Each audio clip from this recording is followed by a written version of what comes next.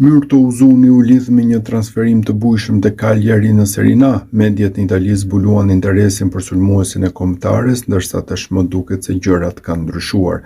Kështu nuk pritet që Uzuni të kalojë si huazim te Cagliari. Shkak për këtë është situata financiare dhe kontrata me Austin, që ndalojnë klubin italian të nisë negociatat në janar.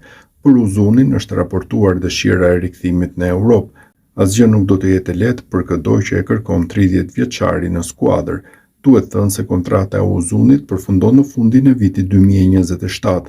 Për transferimin e tij janë paguar plot 12 milion euro te Granada. Fillimisht u përfol për huazim te Cagliari, duke pasur parasysh pushimin deri në muajin mars. Myrto Uzuni u fut nga stoli dhe u shndërrua në protagonist të kombëtarja shqiptare në triumfin 1-0 ndaj Andorrës, teksa asistoi për golin e shënuar nga Christian Aslani.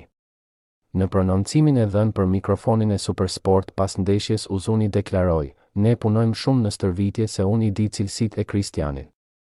Ai e pret topin e dytë dhe ishte aksion shumë i mirë me Nedimin, i cili pasoi në hapësirë. E prisja lëvizjen e Manajt që mori mbrojtësinë dhe hapi hapësirë për Aslanin që shënoi një gol të rëndësishëm.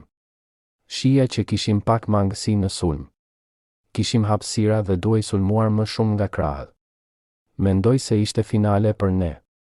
Jemi të kënaqur për këto 3 pikët dhe gëzojmë të gjithë shqiptarët që mezi e kanë pritur këtë moment."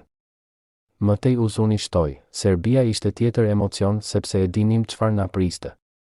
Andorra është ekip i vogël, nuk është se ka kualitet, por luanin duke vonuar, duke bërë faule. Ulej ritmi dhe mendoj se ishte plotësisht e merituar kjo fitore.